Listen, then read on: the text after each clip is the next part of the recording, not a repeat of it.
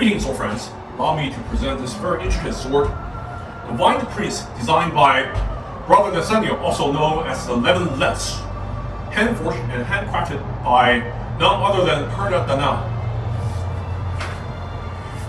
This is a hybrid of fantasy sword and historical sword, inspired by the Writhen-Hilt Germanic twisted branch style longsword housed at Royal Armouries in Leeds. As you can see, it features a stereotypical Type 18B blade with a very prominent central ridge and a diamond cross-section, and a gentle profile taper with some very prominent distal taper.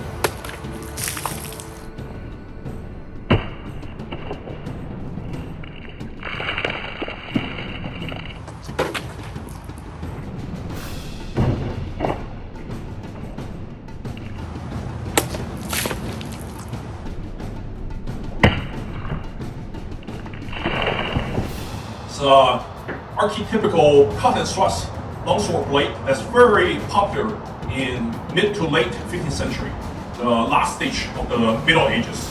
Now the Writhen-Hilt Germanic longsword, housed at the Royal Armouries, has been the primary inspiration of many of Brother Nathaniel's designs realized by Purna Darnal.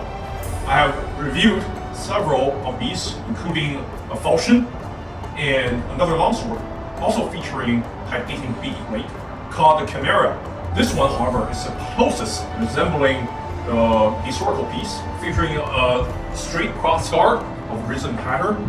The 3 pieces of gilded brass furniture are closely inspired by the original Writhen-Hilt sword housed at Royal Armouries, but hand-sculpted to have even more intricate patterns and geometries, such as the extremity on the quillon, but also the termination of the 3 branches on the pommel. The aperture of the crossguard to house the blade is very watertight, doesn't have any gap to speak of. This is probably on par with some of the premium reproductions on the market or custom fit swords. Of course, being a custom commission, this also costs almost as much as high-end Albion, probably around $2,000. However, you have to consider the value proposition when you see the scabbard, which features a typical wood core leather-wrapped scabbard, rather streamlined, house the blade. It features also hand-sculpted gilded brass furniture, the locket, showing the holy matron with a divine infant, but also the shape depicting Virgin's hand holding a rose. The entire sword weighs 1,540 grams, it's about 3.4 pounds, which is rather average for a late medieval longsword of this size. The point of balance is at 3 inches from the hilt, so these 2 very stable blade, very quick to accelerate. Still, it carries certain authority in the swing to make it advantageous in binding and winding, and you have to appreciate the masterful weight distribution along the blade. This features very gentle profile taper, iconic to the Oakeshott Type 18B, but if you flip to this dimension, the base of the blade is very thick at 9.6 millimeters. This is perhaps thicker than any premium reproduction such as Albion or Arms and Armor that I have seen.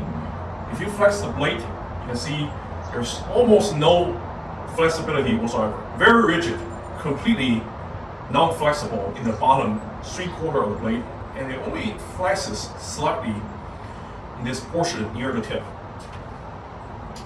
It also has graceful transition in the last 3 inches to the tip, leading to a very acute point that's very proficient in thrusting. But the rigidity aids both cuts and thrusts, because when you do all these feintings, change of direction, or these complex techniques, the blade remains incredibly stable. So when it lands on a target, it transfers all the energy of the swing into the target, rather than flopping around and absorbing the shock and transfer back to the user's hand. You can see the flexibility of the blade. It can be very durable because of this flexibility.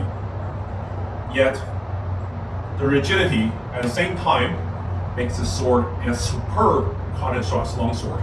The edge geometry is extremely refined, singular bevel from the central ridge to the edge. However, it's a little bit duller than Purna Darnal's usual. Typically, he supplies blades with razor sharp edges, and you can slice anything up with minimal effort. This time, however, is probably on par with the average Albion swords. Of course, that's probably proficient if you find people just in closing. However, I doubt this will slice through Gambison, because you can see I press my fingers on the blade and just running up and down. There's no bite at all. Of course, the end user can fix this easily because the edge geometry is very refined. Probably will take 10 to 15 minutes on a belt sander to make this razor sharp. The owner and designer probably didn't have the competition cutting longsword in mind when he designed the sword. However, I would like to see this feature the same level of sharpness on Purna Darnal's usual. The tip geometry is very fine, very pointy. Of course, I have no doubt this will thrust very well because of the blade's rigidity and stability, and the tip geometry. The point of balance of 3 inches from the hilt also ensures this is a very easy sword to use in both one hand and two. The overall size makes this primarily a two-handed sword. The blade comes in at just under 36 inches. Overall length is 48.8 inches. Has a very long grip with this branch design. You can partially holding onto the pommel. However, the branches has longer termination than the original because it flares out to feature this very intricate rosebud pattern. But this leads to some minor problems during handling because it flares up laterally. Of course, since it's 3-branched, I can use this on my main hand side. So when I swing the sword, there's not too much lateral projection to catch onto my forearm. But still, sometimes you just feel you cannot fully extend your arm. You can see the tin is pinned to the pommel as it comes out this end onto the pommel and being pinned. The pinning is clean, but the pin is a little bit small. Could be a little bit more prominent. If you look at the grip, it features a very prominent risen geometry, but also very well-defined wood grain texture. 3 pieces of gilded brass furniture are installed onto the grip to ensure the transition from the grip to the crossguard and pommel to be smooth. But also this central spacer tells you where your 2 hands should be and prevent your hand from sliding down. Very ergonomic and comfortable. There's no sharp edges or corners anywhere on the entire hilt, and you can easily do this thumb grip, placing your thumb onto the flat of the blade in the Germanic longsword fencing traditions. We sculpt down the blade. The central ridge is very straight with minimal wavering. However, I can detect some minor rippling along the flat of the surfaces. This is probably an artifact of the hand forged and hand ground process. I can see this being cleaned up a little bit tidier but this is already on par with most of the late medieval originals. One thing I appreciate about this scabbard the most is not only it's intricately decorated, has very ornate designs, but it's also very slim, slender, and fits the profile and the central ridge of the blade very well. If you can see, there is also a central ridge, so the scabbard is also vaguely of the diamond cross section. You can see here, so there's a prominent central ridge running through. It's also very lightweight. You have seen some of my previous reviews of Purna Darnal's swords. The scabbards are always very heavy duty. The weight is usually very brutal, but this one is very manageable. Overall, just a very streamlined package, which makes the entire weight of the scabbard plus the sword very palatable on your hip. Drawing is very smooth. The retention is excellent. See, no rattling, and it wouldn't come out. There's a certain amount of friction that's aiding the retention and the drawing of the blade. Overall, an incredibly exquisite package that captures the spirit of both late medieval swords, but some fantasy designs. I definitely have to give my shout out to the Levin Lance, brother Nate, for his understanding of sword design, but also to Purna Darnal, who has realized many of the fantasy and practical historical designs by numerous sword friends, including myself, sword friend Nathaniel, and of course the Levin Lance himself. If you like to see your custom fantasy or historical design realized, you can contact Purna Darnal, but make sure to iron out all the details before you contact him. Have the most detailed diagrams drawn. All the measurements should be provided, because Purna Darnal is by trade a cookery-smith, a knife-smith.